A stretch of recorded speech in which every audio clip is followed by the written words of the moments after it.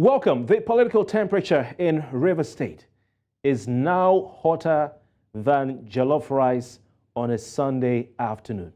That's right. Governor Siminalayi Fubara and his fresh batch of appointments has landed him in trouble with the State House of Assembly, who have declared all those appointments by the governor illegal. Now, talk about adding fuel to an already blazing fire that is Rivers politics. Well, the appointments include Mr. Goodlife Ben as acting chairman of the Local Government Service Commission. We have Dr. Mrs. Ine Briggs as acting director general of the Bureau for Public Procurement. We have Mr. Tonte Davies as acting administrator of what the governor calls the New Cities Development Authority. The Speaker of the House, he's now the Speaker, Right Honorable Amaewhule, described and criticized the governor's actions in appointing some persons to act, someone to act as administrator of the New Cities Development Authority, a body that he says is not recognized by any state legislation. And Amaewhule, who is the chairman of the faction of the Rivers State House of Assembly, loyal to the governor, yes, some former governor, SOMK, described it as illegal. Now, Amaewhule is saying that the appointment of an acting chairman also for the Local Government Service Commission and an acting director general for the Bureau of Public Procurement in Rivers State were inconsistent with provisions of relevant establishment laws, of the commission and the bureau respectively. There's something there in Rivers State politics working towards or looking towards the forthcoming local government elections if they hold. Now, this comes days after the Rivers State House of Assembly voted to override. They voted to override the governor. It's the whole governor, Sim Fubara, and they passed 4 new bills into law. Now, this was after the governor refused or declined, let's use the right word, his assent to the 4 new bills which the House had previously sent to him. So the House, they said they relied on a law, Section 100, subsection 5, which says that the assent of the governor is not required for the passage into law of the said bills. Now, 4 laws passed include, we have the Rivers State Local Government Amendment Law. I said there's something about local government elections there. We have the Rivers State Traditional Rulers Amendment Law. We have the Rivers State Advertisement and Use of State-Owned Property Prohibition Repeal Law. And we have the Rivers State Funds Management and Financial Autonomy Law. Now, before we invite our guests to come discuss this or introduce them, just this evening, breaking news from Rivers State. Now, I don't know if you're ready for this. Hold on. You might need to have a helmet, all right? You know the helmets that Okada riders use? You need, or the American football, you need to wear it. This is breaking news today. Just this evening, Justice Emeka Nwite of the Federal High Court in Abuja issued a warrant of arrest for Ine, the Chief of Staff to the Rivers State Governor, who was recently a Speaker of the House of Assembly, as recognized by one court, over his alleged involvement in the burning of the Rivers State House of Assembly. Someone is already on trial. Some persons are already on trial. And they are said to be supporters of the governor, Fubara. Well, like I said, is the immediate past Speaker of the Rivers State House of Assembly. He resigned after the Abuja directive or agreement, and he was appointed Governor's Chief of Staff. So Ehe was ordered to be arrested by the court and the judge. I'm just going to scroll. Yeah, along with 5 other persons who are based in Port Harcourt for allegedly participating in some criminal activities. Now, those ordered to be arrested along with the former Speaker, Jinjiri Bala, Happy Benedict, Progress Joseph, Adokie Oyagiri, and Chibike Peter, also known as Rambo. We'll leave that. The judge, Justice Nwite, granted that order today for the arrest, while also delivering an ex parte application that was brought before him by none less a person than the Inspector General of Police. Now, this is why I said you need a helmet. Still today, a Rivers State High Court sitting in Port Harcourt has granted an ex parte motion filed by Edison Ehe, Chief of Staff to Governor Fubara, against the Nigeria Police Force. Ehe had asked the court to restrain the police and other security agencies from arresting him, from detaining him, or harassing him over his alleged involvement in the explosion at the Rivers State House of Assembly. And the judge who sat on the matter, Justice Sika Aprioku, granted that order, that they can't arrest him. and he's adjourned it to February 6th. All right? So one court is saying that you must arrest him, the police should arrest him. Another court, still a high court in Nigeria, is saying there's an injunction stopping the police from arresting him. You can't have it better than this. You know, that's why we say River State politics is so hot, and it's as hotter than jollof rice on a Sunday afternoon. Well, to discuss this issue, we're joined by Honorable Colin Sodu. He is a former member of the River State House of Assembly. I'm sure all that's happening is familiar to him because the same thing happened in the days of Rotimi Amaechi as governor. Good evening to you, Honorable. Thank you so much for your time. Good evening, Coffee Battles, and good evening, Nigerians. All right. You and I know the roller coaster that is River State politics. This is just something that I'm sure we've all been used to for the past 8, 9, 10 years. What is your reaction to today's breaking news? Two conflicting High Court orders. Oh, Coffee Battles, to discuss that will be to delve into areas or to speak down on the judiciary. I think that in as much as they all visited different courts, they got different orders. So it is the next sitting that the courts will have to unify their cases and then have it in one court. Are you surprised at the turn of events? Because we have a court in Abuja, and the IGP is the one we hear who took the matter looking for an arrest, a warrant of arrest on Edison here. And then we have Edison here approaching a high court in Rivers State. Now, this has been sort of a hallmark of all the court cases we've seen regarding the following the attempts to impeach the governor of Rivers State and everything that has happened since then. The last time I counted, we had about 6 different court cases, some of them conflicting on the same matter. So this may make it at least 8. Are you surprised at the turn of events while we're having these conflicting cases? And what do you think is responsible for the judicial conflict we're seeing? Anyway, thank you very much. I am not surprised at what is going on because it is expected.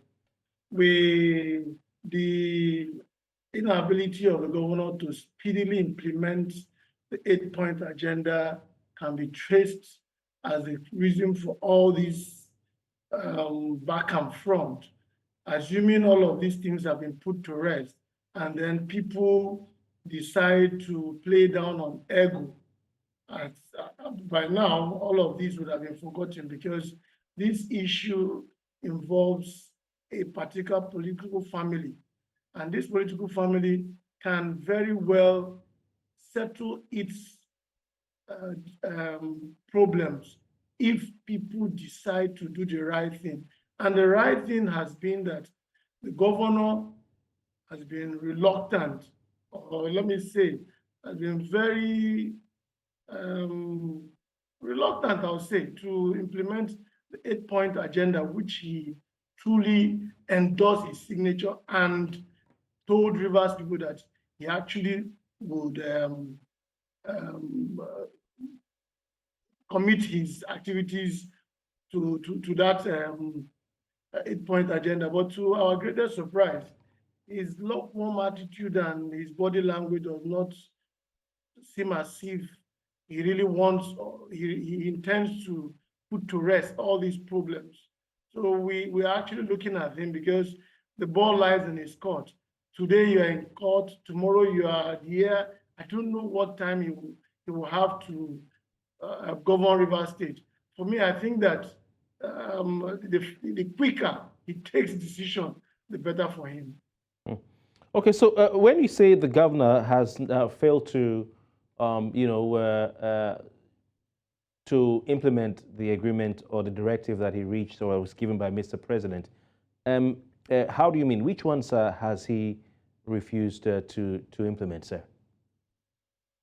Okay. As at the day these agreements were reached, the next working day the House of Assembly acted on their part. The House of Assembly acted on their part, and they were expecting the governor to act on his own part, like representing of the budget. That's one of the items on the 8-point agenda. As I speak with you now, nobody knows what his intentions are. As it stands now, yeah, but all there is a subsisting court injunction stopping the governor from representing that budget. The likes of Senator Birabi, Ine Briggs, and co. have they went to a court in Abuja. The likes of Saraigbe and some of these Rivers elders, you know, the likes of Andrew Chendu and co. approached the court in Port Harcourt. So an injunction, I think, has been placed. That case is in court. So I don't know if that case is in court. Kofi, you were very apt and fast to get the breaking news this evening. As at yesterday and day before yesterday, that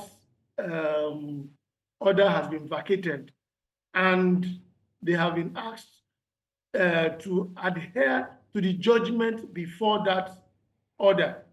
The justice that is handling that matter has told them that there exists a judgment which was delivered by Justice, what's his name? It's also a federal high court in Abuja that delivered a judgment when the House of Assembly members went to ask for their rights to be protected and police to grant them protection in executing their duties. So this particular order, as at yesterday and day before yesterday, has been vacated, therefore leaving no hindrance for the governor to act swiftly, because the more he delays, the more we have problems in the state. Okay, I think that we have one in Abuja, which is, you see, it's so confusing, which was taken there by the, I think, Amaewhule led faction. We have another one too, which was taken there by the Rivers elders, one in Rivers State and one in Abuja. There are two.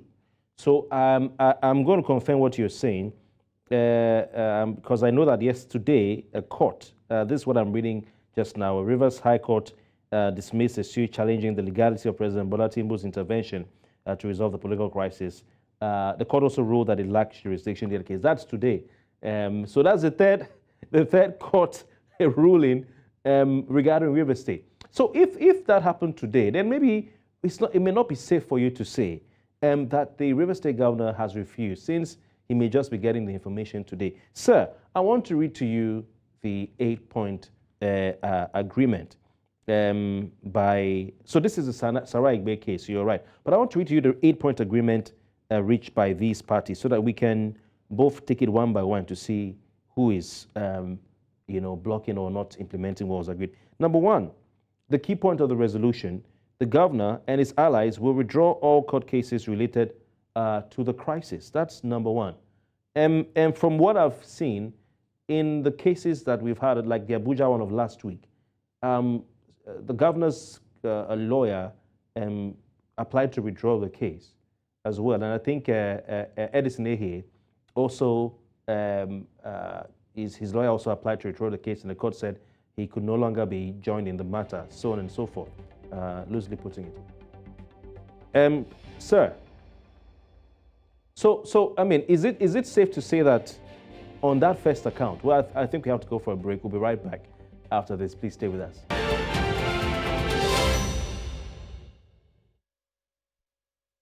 Welcome back. We're still discussing Rivers State, of course, looking at the latest unfolding the polity of that state. Our guest tonight joins us live via video link from the Rivers State capital, Port Harcourt, to discuss the activities. And the breaking news from Rivers State today is, of course, two conflicting court orders from Rivers State. One, giving the police IGP a warrant, to arrest the former Speaker of the Rivers State House of Assembly, Edison Ehe, who has recently been appointed as the Chief of Staff to the Governor of Rivers State, along with some others, 5 others. And also, that's the Federal High Court, by the way, sitting in Abuja. And a High Court, a Rivers State High Court, sitting in Port Harcourt, stopping the police, giving an injunction, stopping the police from arresting Edison here or harassing him over the burning of the River State House of Assembly. Of course, my guest drew my attention to a court order that was granted today regarding the case taken to the River State House of Assembly by some Rivers elders, setting that aside. So that makes it 3. I think the number of cases regarding this impeachment issue of the governor of River State should now be about 8, if not more. Joining me tonight to discuss Rivers politics is none other than former member of the River State House of Assembly, Honorable Collins Odu. It's good to have you, sir.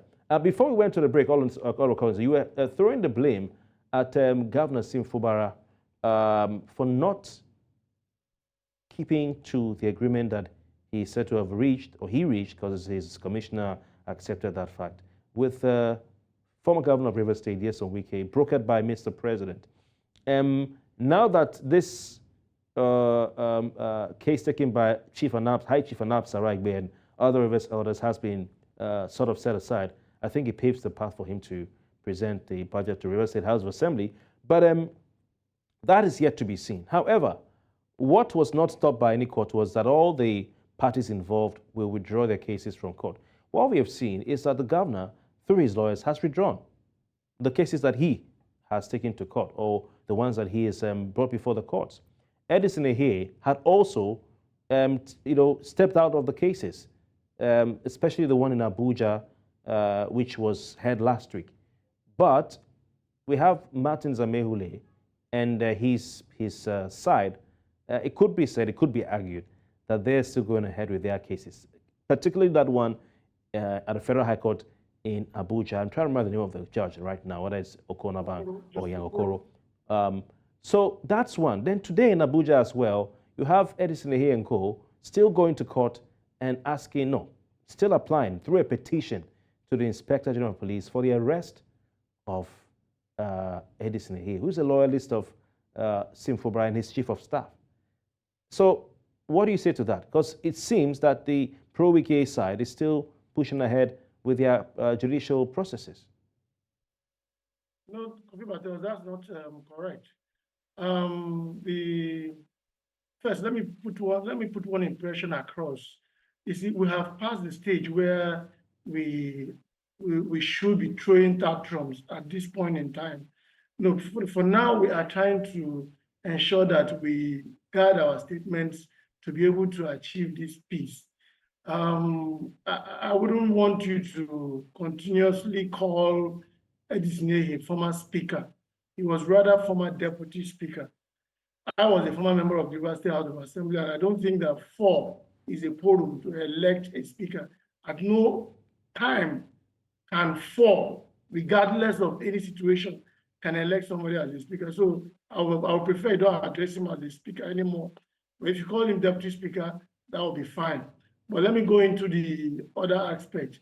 You see, the River State House of Assembly and the faction which I belong, which were loyal to Governor Nyesom Wike, as soon as the peace truce was reached, we withdrew the impeachment notice. And the only case that was in court was the case to determine if anybody can infringe on the But that case is in court. The governor's lawyer, is it the Abuja one you're talking about? The governor's lawyer. The one I'm talking about it's been withdrawn. Why it was being withdrawn? There's one that's still on.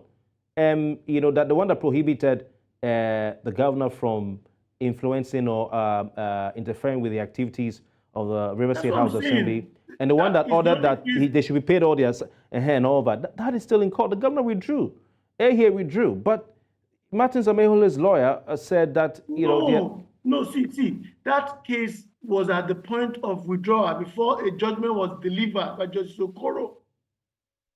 And one of the reasons why he delivered it is the fact that it impugns in the neutrality and independence of the assembly. It has to do with, first, allow them to sit. 2, give them security. 3, let But Honorable, that is what that's what I'm and saying. then 4, the clerk. Honorable, that's All what I'm of these saying. people. Honorable, that's what I'm saying. That if you want to say that, you know, the Amaewhule and Wike sides are living by the agreement, give me one court process or court suit that has been withdrawn by Martins Amaewhule's side. One. Yes, they withdrew the case in the River State High Court, wherein they were asking Ehiye that he is no longer the speaker. They have withdrawn that.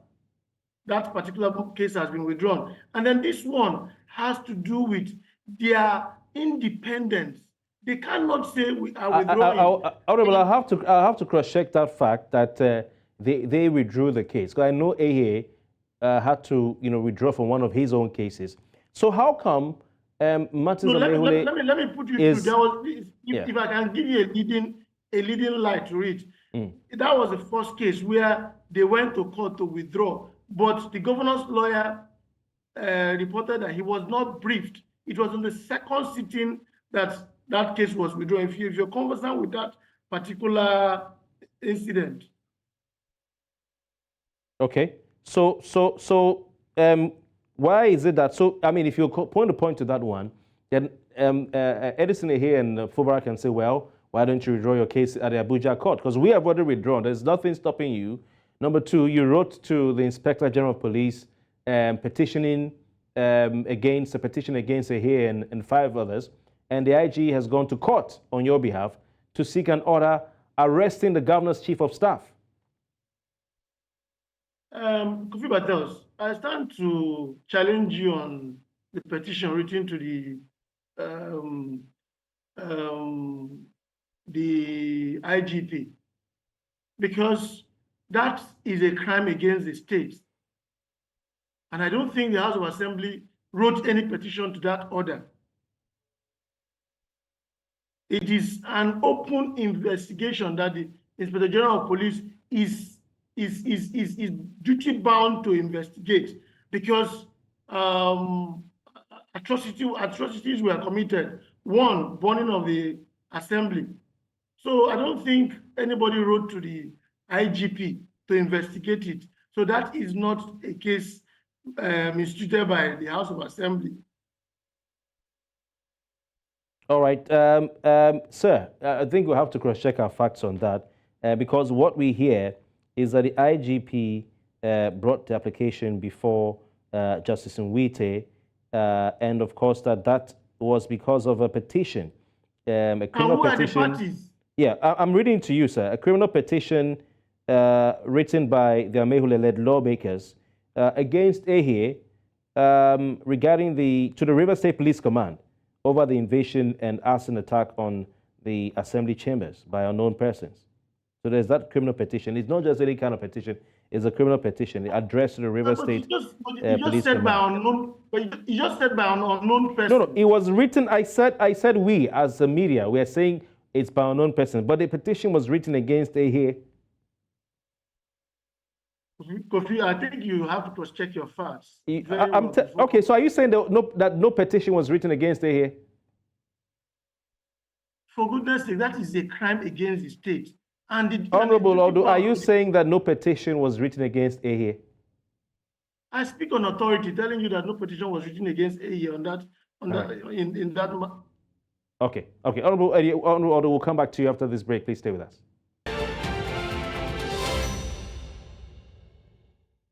All right, welcome back. Still discussing the drama in River State and politics in that state. We have Honorable Colin Sodo, former member of the River State House of Assembly. Honorable Odu, before we go, what's your take on the recent action by the River State House of Assembly?